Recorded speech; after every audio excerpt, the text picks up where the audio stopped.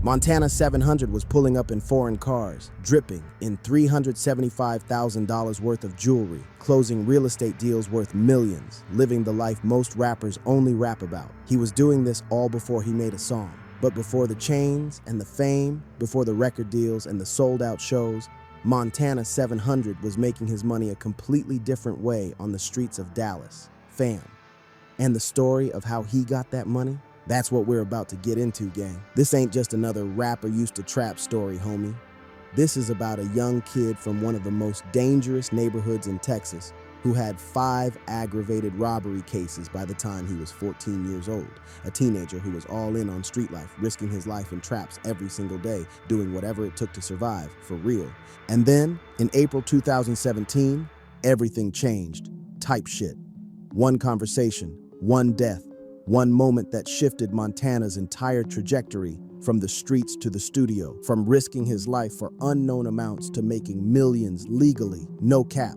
By the end of this video, you're gonna understand exactly how Montana 700 was getting his money before rap, why he was so deep in the streets at such a young age, the tragic moment that changed everything, and how he turned street lessons into legitimate millions, gang. This is the real story of how Montana 700 went from survival mode to superstar mode for real. Let's get into it, fam. The foundation, Oak Cliff survival mode. To understand how Montana 700 ended up so deep in the streets at such a young age, we gotta start where it all began, no cap. Oak Cliff, Dallas, Texas, South Dallas. The 700 block of Ivywood Drive specifically. That's where his stage name comes from, gang. Now, Oak Cliff ain't no joke, homie. We talking about one of the most historically dangerous neighborhoods in Dallas for real. High poverty rates, high crime, gang activity on every corner. The type of place where you either find a way out or you become a statistic type shit. Montana 700, born Tony McDowell on November 15, 1999, grew up in this environment with his single mother trying to raise 5 kids, fam. That's 6 mouths to feed on one income in one of the toughest neighborhoods in Texas. No cap. The math ain't mathing from the jump, gang. When you grow up like that, when you watching your mother struggle every single day just to keep food on the table and lights on, when you seeing your siblings go without, when you wearing the same clothes to school every week, that does something to you psychologically, for real. It creates a desperation, homie, a hunger, I gotta do whatever it takes to survive mentality that pushes young kids into situations they got no business being in, type timing, and that's exactly what happened to Montana, no cap. By the time he was 14 years old, Montana already had 5 aggravated robbery cases, fam. Let that sink in for a second, gang. 14 years old, 5 aggravated robbery cases. That ain't dabbling in petty crime, homie. That ain't stealing candy from the corner store. Aggravated robbery means weapons were involved, means victims were threatened, means serious felony charges that could have sent him away for years. For real. When you're that young with that many cases, you're not just testing the waters, gang, you're all in, you're deep in the streets. You're committed to that life because you feel like you got no other choice, no cap. Montana has been open about his time in juvenile detention, type shit. He's talked about how he and his closest friends, including Mark Dean Burno, who he called Mike, were doing everything together from when they were kids. They got into trouble together, they went to juvenile together, they came home together, they were brothers for real. This was survival mode at its purest form, fam. When you come from nothing, when you see no way out, when the system has already labeled you a criminal before you even hit high school, you start believing that's all you can be, gang. You start accepting that the streets is your only option. You stop dreaming about a different life because dreaming feels stupid when you can't even afford to eat. No cap.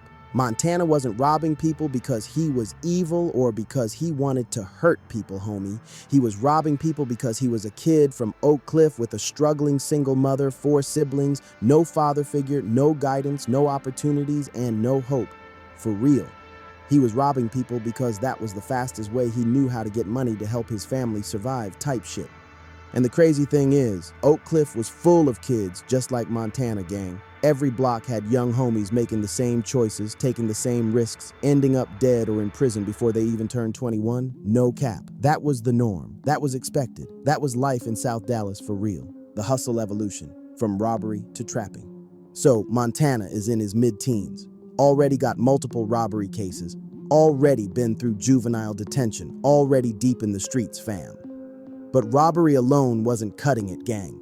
The risk to reward ratio was too high type shit. You risking major time for unpredictable amounts of money and eventually somebody gonna get hurt or killed, no cap. So Montana did what a lot of young hustlers in his position do. He evolved his hustle, homie. He went from just robbery to trapping, for real. Now, when Montana talks about his past in his music, he references risking my life in traps every day, gang. That ain't metaphorical, fam. That's literal. He was in trap houses, spots where drugs are sold, putting his life on the line every single day, type timing. The trap game in Dallas, especially in areas like Oak Cliff, is brutal, no cap. You got ops on every corner trying to rob you. You got fiends who might pull a weapon on you. You got police running up in spots at random times. You got stick-up kids specifically targeting trap houses because they know there's money and product inside, for real. Every day you in a trap is a day you might not make it home, homie. But Montana was young and hungry and didn't see another way, gang. So he combined his hustles type shit. He was still hitting licks, still robbing when opportunities presented themselves. But he was also trapping consistently, trying to build up steady money, no cap. This is where the psychology of growing up with nothing really kicks in, fam. When you come from the type of poverty Montana came from, when you've watched your mother struggle for years, when you've felt that hunger and embarrassment and desperation, you develop this extreme risk-taking mentality, for real. You willing to do things other people won't do because you already at the bottom, gang. You already got nothing to lose, type timing. Montana has talked about how he felt like he was the last one standing, homie. How all his partners from back then are either dead or in prison. How he can count on his fingers how many people he started with are still alive and free, and he ain't even 25 yet, no cap. That's the reality of the life he was living, fam. That's the daily gamble he was taking. His life for some money that might not even be enough, for real. But here's what people don't understand about that level of street life, gang. When you're in it, you don't think about the consequences like that type shit. You're not thinking about dying or going to prison for life. You thinking about right now. You thinking about putting food on the table today. You thinking about helping your mama pay rent this month. You thinking about getting some fresh clothes so you don't look like a complete bum at school, no cap. The trap becomes your job, homie. Robbery becomes your side hustle. The streets become your career. And just like any career, you trying to excel at it. You trying to make as much money as possible. You trying to build something for real. Except this career can get you killed at any moment, gang. Montana was moving through Oak Cliff with a target on his back every single day, fam. Between his robbery cases and his trapping, he had ops who wanted him dead. Police who wanted him locked up, and stick-up kids who wanted to rob him, type timing. He was living in constant survival mode, constantly looking over his shoulder, constantly strapped up ready for whatever, no cap. And the wildest part? This was normal for him and his crew, gang. This was just life. This was what you did if you were from Oak Cliff and you were broke and you wanted to eat for real. There was no exit strategy. There was no plan B. This was the plan, homie. Montana talks in his music about how the streets showed a young dude early ain't no real love type shit. That's real talk, fam. The streets don't love you, gang. The streets will use you up and spit you out and not think twice about it. But when you in it, when you getting that money, when you providing for your people, it feels like love. No cap. It feels like purpose. It feels like you finally matter for real. That's the trap within the trap, homie. The streets give you a false sense of value and importance, gang. They make you feel like you somebody when the rest of society treats you like you nothing, type timing. And that psychological hook keeps young kids like Montana risking their lives day after day after day, no cap. But in April 2017, everything was about to change, fam. Everything Montana thought he knew about his path, about his future, about his purpose. It was all about to get flipped upside down, for real. Act 3, The Catalyst, April 2017. The conversation that changed everything. April 2017, gang. Montana is still in the streets heavy, still trapping, still hitting licks, still living that dangerous life in Oak Cliff, no cap. But something significant happened that month. Something that would completely alter the trajectory of his entire life, for real. Montana moved to Houston 3 months after getting out of juvenile detention. Fam. He was trying to get a fresh start, trying to distance himself from some of the heat he had back in Dallas, trying to figure out his next move, type shit. But he stayed in constant contact with his best friend back home, Mark Dean Burno, the homie he called Mike Gang. Montana and Mike were inseparable growing up, homie. They did everything together from when they were kids. They got into trouble together. They went to juvenile together. They came home together. They were brothers in every sense that mattered. No cap. The type of friendship where you talking on the phone for hours every single day, even though you miles apart. For real. One day during one of these phone calls, Montana started rapping for Mike. Fam, just freestyling, just putting words together. Nothing professional, nothing serious, just something to do. Type timing. And Mike was impressed, gang. He was hyping Montana up, telling him he was nice with it, telling him he could really do something with this rap shit, no cap. This was significant for Montana because up to that point, he never really considered music as a real option, homie. It was just something he did for fun, something to pass time, not an actual career path for real. But Mike saw something in Montana that Montana didn't even see in himself yet, fam. Mike heard the potential, heard the authenticity, heard the pain and the struggle and the real street experience in his lyrics, gang. And he encouraged Montana to take it serious, to pursue it, to see where it could go, type shit. Here's where the story gets heavy though, homie. Here's where everything changes. No cap. Mike thought rap was goofy, fam. He didn't really believe in the whole rap dream thing for himself. To him, rap was something other people did, not something for street dudes from Oak Cliff who were really in the trenches, for real. But he believed in Montana. He saw his boy had something special, and he wanted to see him win, gang. It was 3 weeks after that phone conversation when Mike passed away, homie. Mark Dean Burno died in 2017 at just 17 years old. No cap. His best friend, his brother, the one person who saw his potential and encouraged him to pursue music, gone, just like that, fam. Montana was devastated, gang, completely broken, for real. Losing your best friend when you that young, especially when you both been through so much together, when you both survived the streets together, when you both made it out of juvenile together. That's a pain that don't go away, type timing. But something inside Montana shifted in that moment, homie. Something profound and life-changing happened in the midst of all that grief and pain, no cap. Montana realized he had never been to a studio before that conversation with Mike, fam. He had never taken music seriously. He had never even considered it as a real possibility.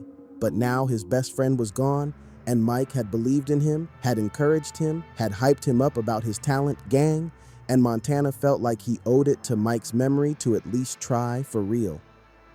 My homie died at 17, Montana said in an interview. The world gotta know this shit. I gotta get his name known. I'm already rapping and this the way. I don't know anything else I really like doing. I know I can put some rhymes together though. And they pay you to do it? All right, let's try. Type shit. That's the moment Montana 700 the street dude started his transformation into Montana 700 the rapper. No cap. Not because he wanted fame, not because he wanted to be a celebrity, but because his best friend died believing in him, and he wanted to honor that belief by actually giving music a real shot, fam. The irony is painful, gang. Mike thought rap was goofy and didn't pursue it himself, but he became the reason Montana pursued it, for real. Mike's death was the catalyst that pushed Montana out of the streets and into the studio, homie. The friend who couldn't see a future in music for himself ended up being the reason his boy found success in music, no cap. This is what people mean when they say, sometimes it takes losing everything to find your real path. Fam, Montana lost his best friend, lost his brother, lost someone who could have been right there with him through all this success, gang. But that loss created the motivation, the purpose, the drive to actually pursue something different, something legal, something that could take him out of the trap life for good. For real. Montana honors Mike's memory in everything he does now, homie. The back cover of his debut mixtape, 700 Reasons, was shot at Mike's gravesite, type timing. He references Long Live Double M in his social media, paying tribute to Mark, no cap. His whole career, his whole transformation, his whole success, it's all built on the foundation of honoring his fallen brother, fam. That's not just rap motivation talk, gang. That's real pain channeled into purpose. For real. That's survivor's guilt turned into survivor's responsibility. Montana couldn't save Mike, but he could make sure Mike's belief in him wasn't for nothing. No cap. He could make sure the world knew about his brother even if they never got to meet him, homie. April 2017 was the month everything changed for Montana 700 fam. The month he lost his best friend, but found his purpose. The month the streets lost a soldier, but the studio gained a star type shit. The month that proved sometimes the most tragic moments in our lives can become the most transformative if we let them, gang. The transformation from streets to studios. After Mike's death, Montana was at a crossroads. Fam. He was still in Houston, still dealing with grief, still trying to process everything that happened. Gang. But he had made a decision. He was gonna pursue this music shit for real, no cap. But here's the thing. Montana didn't know anything about the music industry, homie. He'd never been in a professional studio before. Didn't know how to pay for studio time. Didn't know how to promote music. Didn't know how to build a following. Didn't know anything except the streets, for real. So he had to teach himself everything, gang. And I mean everything type shit. Montana has talked about how he moved out of his mama's house and had to figure it all out on his own, fam. Everything I did, I had to do by myself. I gotta live and try to rap, he said in an interview. No cap. That's pressure right there, homie. That's choosing to pursue a dream while still having to survive, still having to pay bills, still having to eat, for real. And Montana didn't just jump into music and immediately blow up, gang. That's not how this story goes, type timing. He grinded for years before seeing any real success. No cap. Years of recording in cars while traveling, years of paying for his own studio time out of pocket, years of promoting his own music with no help, years of teaching himself the business side, the marketing side, the branding side, fam. But here's where Montana's street experience became his biggest asset, homie. All those years of hustling in the trap, all those years of figuring out how to make money in impossible situations, all those years of survival skills that translated directly to the music business game. In the streets, you gotta know how to move product, for real. In music, you gotta know how to move your brand. In the streets, you gotta know who to trust and who plotting on you, no cap. In music, you gotta know which industry people are real and which ones trying to finesse you, fam. In the streets, you gotta stay consistent to build a reputation. In music, you gotta stay consistent to build a fan base, type shit. Montana applied everything he learned surviving in Oak Cliff to surviving in the music industry, gang. And it worked, for real. He gave himself a 6-month ultimatum, homie. 6 months to see if this music shit could really work, if he could really make a living off it, if he could really turn his pain and his story into something profitable and meaningful, no cap. That's the same mindset he had in the streets. Set a goal, execute, see results, or pivot type timing. Montana started dropping music consistently, fam. Mixtapes, EPs, singles, just flooding the Dallas scene with his sound, gang. His music was different from a lot of what was coming out of Dallas at the time. For real, it had that authentic street pain in it. You could hear the struggle in his voice. You could feel the real experiences in his lyrics, no cap. Songs about risking his life in traps every day weren't metaphors for Montana, homie. That was his actual life he was describing, fam. Songs about watching his partners die or go to prison weren't made up for street cred, gang. Those were his real brothers he was losing. That authenticity resonated with people because you can't fake that type of pain, for real. His breakout moment started coming together around 2022, type shit. He dropped an EP called The One that started getting real attention in Dallas, no cap. Then in 2024, he linked up with fellow Dallas artist Zillionaire Doe for a collaborative project called 70042 that really put them both on the map in the new Dallas movement, fam. But the real momentum came when Montana dropped Pipeline, gang. That song went crazy in Dallas, for real. Local radio started playing it. Clubs started playing it.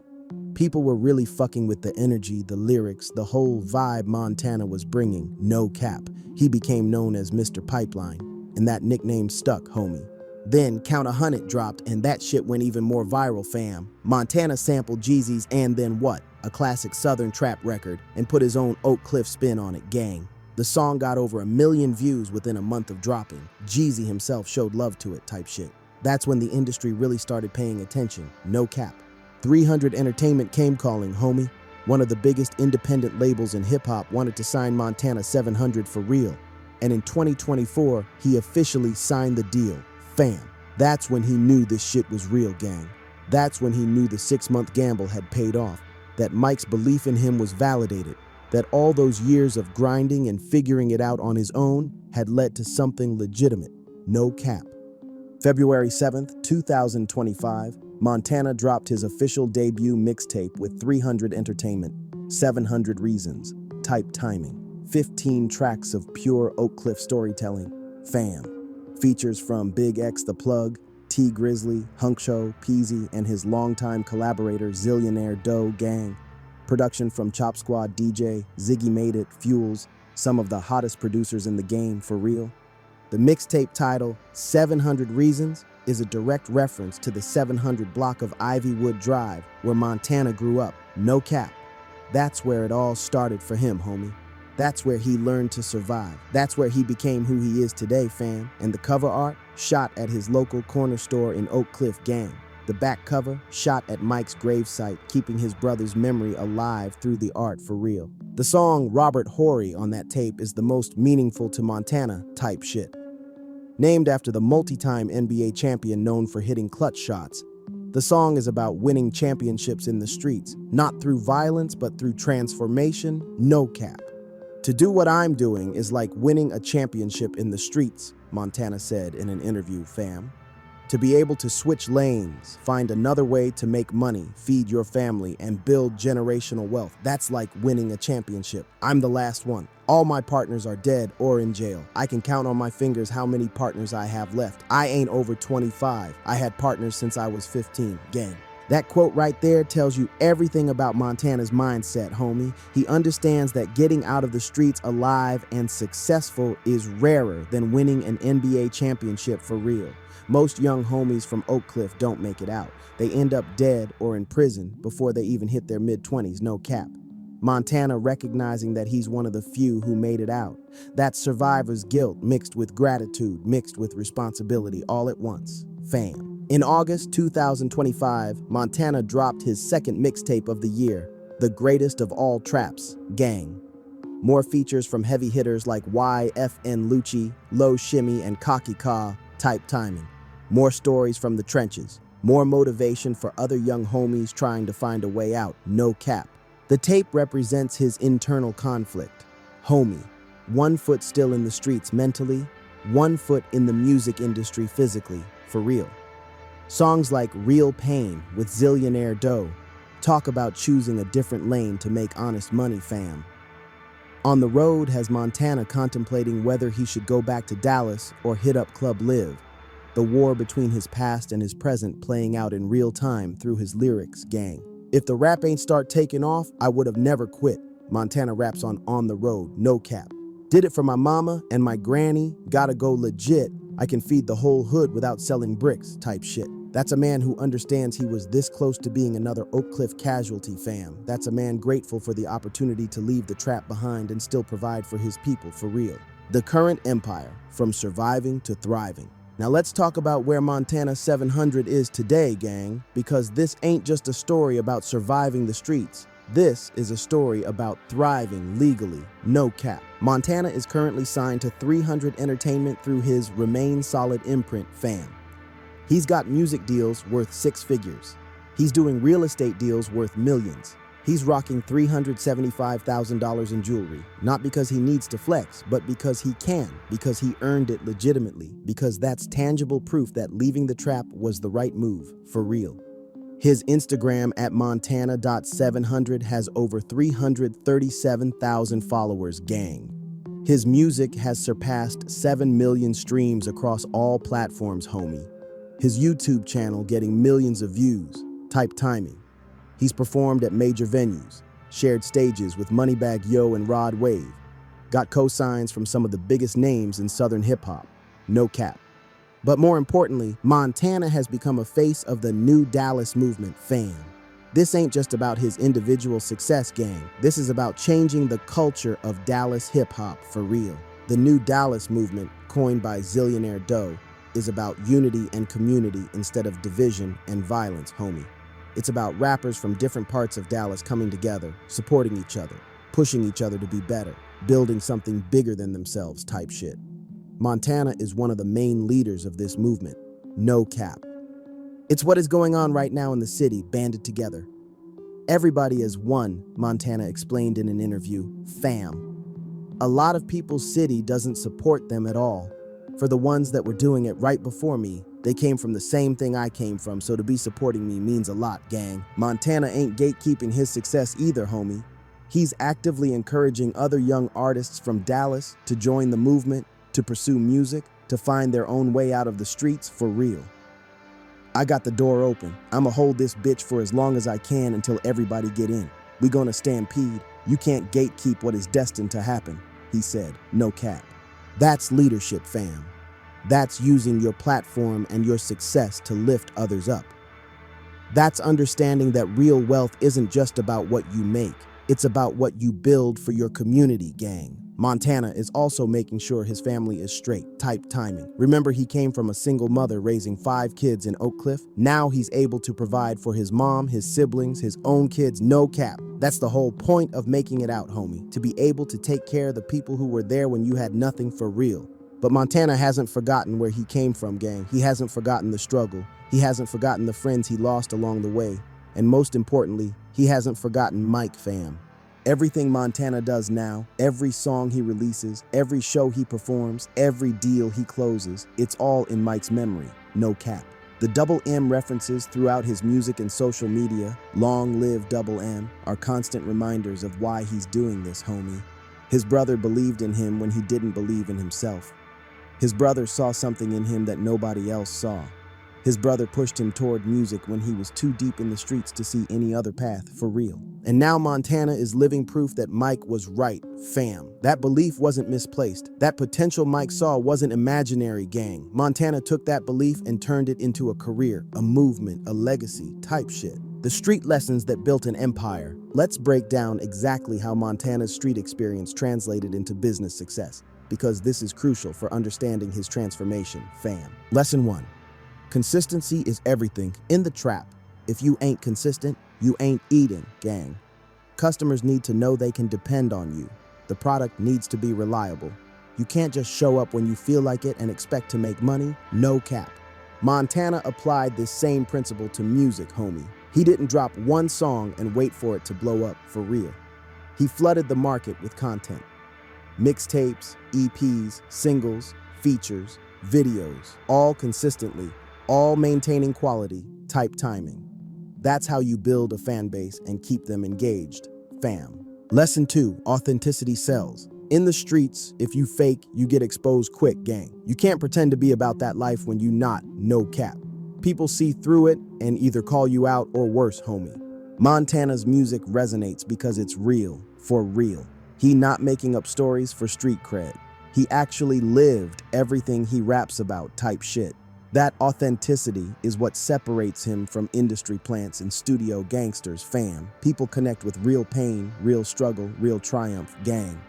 Lesson 3, know your value. In the trap, you gotta know what you worth and not let nobody lowball you, no cap. You gotta understand your product's value and negotiate accordingly, homie. Montana applied this to his music business dealings, for real. He didn't just sign with the first label that showed interest, fam. He waited for the right deal, the deal that valued him appropriately, the deal that gave him creative control while providing resources, gang. That's why he ended up with 300 Entertainment. They understood his value and met it, type timing. Lesson 4, trust your circle, but verify everything. In the streets, blind trust gets you killed or robbed, no cap. You gotta trust your team, but also keep eyes on everything. Verify all transactions. Make sure nobody playing you, homie. Montana had to teach himself the business side of music because he understood this principle, fam. He couldn't just let industry people handle everything and hope for the best, gang. He learned about contracts, royalties, publishing, distribution, all the technical shit, so he couldn't be taken advantage of for real. That's street smarts applied to business type shit. Lesson 5, adapt or die. In the streets, the game always changing. No cap. New competitors come in. Police tactics evolve. Market demands shift. If you don't adapt, you get left behind or locked up, homie. Montana adapted from pure street hustle to combining trapping with robbery, then adapted again from illegal money to legal money through music, fam. Each time his environment changed or circumstances demanded it, he pivoted and found a new way to win, gang. That survival instinct turned into business strategy, for real. Lesson 6. Your reputation is your currency. In the streets, all you got is your name and your reputation type timing. If you known as somebody who moves right, people want to work with you, fam. If you known as a snake, you get treated accordingly, no cap. Montana built his reputation in Dallas as somebody who really lived what he rapped about, gang. That reputation gave him credibility, which gave him opportunities, homie. Labels wanted to sign him because he was the real deal, not despite it for real. His street reputation became his musical brand type shit. The cost of success, survivor's guilt and responsibility. But let's keep it real about something people don't talk about enough, fam. The cost of making it out when most of your people don't, gang. Montana talks about being the last one, no cap. About counting on his fingers how many partners he has left from back in the day, homie. About losing friends to death in prison while he's out here successful and free for real. That's survivor's guilt, fam. That's the psychological weight of being one of the few who made it out, gang. Every time Montana performs, every time he closes a deal, every time he posts his success on social media, there's probably a part of him thinking about all the homies who should be there with him but aren't. No cap. Mike should have been right there, homie. Mike should have been signing deals too, performing on stages, living that dream life, for real. But Mike didn't make it to 18 years old, fam. Mike died at 17, never got to see Montana's success, never got to benefit from his own belief in his brother, type timing. That's painful, gang. That's the type of pain that never fully goes away, no cap. Montana can have all the money and fame in the world, but he can't bring Mike back, homie. He can't go back and tell his brother, you were right one more time, for real. All he can do is honor Mike's memory through his success, through his music, through living the life Mike believed he could live, type shit. And that's exactly what he's doing, fam. Every achievement is for Mike. Every milestone is in Mike's name. Montana turned his survivor's guilt into survivor's responsibility. The responsibility to make the most of the opportunity Mike's death created. The responsibility to represent for all the fallen homies who didn't make it out. The responsibility to show other young kids from Oak Cliff that there is a way out, gang. That double M chain Montana wears, that ain't just jewelry, no cap. That's a constant physical reminder of why he can't quit, why he can't go back to the streets, why he gotta keep pushing forward no matter what, homie. Every time he looks down and sees that chain, he remembers Mike, remembers the conversation that changed everything, remembers the potential his brother saw in him, for real. That's heavy, fam. That's carrying your dead brother's dreams on your back while building your own legacy, gang. That's the weight of being the one who made it out when so many didn't, type timing. So, what does Montana 700's story really represent beyond just another rapper made it out the hood tale, fam? It represents transformation, gang. Real, legitimate transformation from one life to a completely different one, no cap. Montana didn't just leave the streets. He left the streets, homie. He took all the lessons, all the survival skills, all the hunger and desperation and channeled it into something productive and legal, for real. It represents possibility, fam. For every young kid in Oak Cliff or South Dallas or any hood in America who thinks they got no options, Montana 700 is living proof that there are other ways, gang. You don't gotta die or go to prison. You can find something you're passionate about, work at it consistently, apply your street smarts to it, and actually make it out, no cap. It represents loyalty, homie. Montana didn't make it and forget where he came from, forget his people, forget his neighborhood, for real. He's actively trying to bring others with him through the New Dallas movement type shit. He's showing that success don't mean abandoning your roots. It means using your success to elevate your community, fam. And most importantly, it represents the power of belief, gang. Mike believed in Montana when Montana didn't believe in himself, no cap. That belief planted a seed that eventually grew into everything Montana is today, homie. Sometimes all a young person needs is one person who sees their potential and believes in them, even if they don't believe in themselves yet, for real. Mike never got to see the fruits of his belief, fam. He never got to see Montana sign with 300 Entertainment, never got to see him perform at sold-out shows, never got to see him become a leader in the New Dallas movement, gang. But his belief lives on through everything Montana does, type timing. His spirit is embedded in every song, every achievement, every moment of Montana's success, no cap. That's the real story of Montana 700, homie. That's how he made millions before rap. Not just through robbery and trapping, but through learning survival skills that would eventually translate to business success, for real. And that's how he made millions after rap, by honoring his fallen brother's belief, applying street lessons to the music industry, staying authentic, and building something that can't be taken away, fam, from risk to reward. Montana 700 went from having 5 aggravated robbery cases at 14 years old to having a multi-million-dollar music career at 25, gang. From risking his life in traps every day for unpredictable money to making legitimate millions through music and real estate, no cap. From being one decision away from death or life in prison to being one of the faces of Dallas hip-hop's renaissance, for real. That's not luck, fam. That's transformation. That's taking the worst circumstances and turning them into the best opportunities, gang. That's applying survival skills learned in the streets to survival in a legitimate industry, homie. That's honoring the memory of a fallen brother by living the life he believed you could live, type shit. Every time Montana pulls up in a foreign, dripping in jewelry, closing real estate deals, performing at sold-out shows, he's not just flexing, no cap. He's proving that Mike was right. He's showing every young kid from Oak Cliff that there is a way out. He's demonstrating that your past don't have to define your future if you're willing to put in the work and make the transformation for real. That double M chain he wears, that ain't just jewelry, fam. That's a reminder of why he can't go back. That's motivation when the industry gets tough. That's his brother's belief in physical form, keeping him grounded and pushing him forward at the same time, gang. Montana 700's story is one of the realest transformation stories in hip-hop right now, homie. No cap, no exaggeration, no industry fabrication, just a young dude from Oak Cliff who was deep in the streets, lost his best friend, and used that pain to fuel a complete life change that resulted in legitimate millions and lasting impact, for real, from survival mode to superstar mode. From the trap to the top. From risking his life for unknown amounts to making millions legally. That's the Montana 700 story, fam.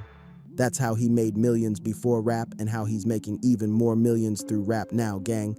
And he's just getting started, no cap. The best is yet to come for Montana 700, for the new Dallas movement, for everyone trying to make it out where they from, type timing. Long live Double M, for real. What y'all think about Montana 700's journey from the streets to stardom, gang? Drop your thoughts in the comments, fam. If you learned something new today, hit that like button. Subscribe to stay up on more deep dives into hip-hop's realest stories. No cap. Check out the other videos on screen for more content.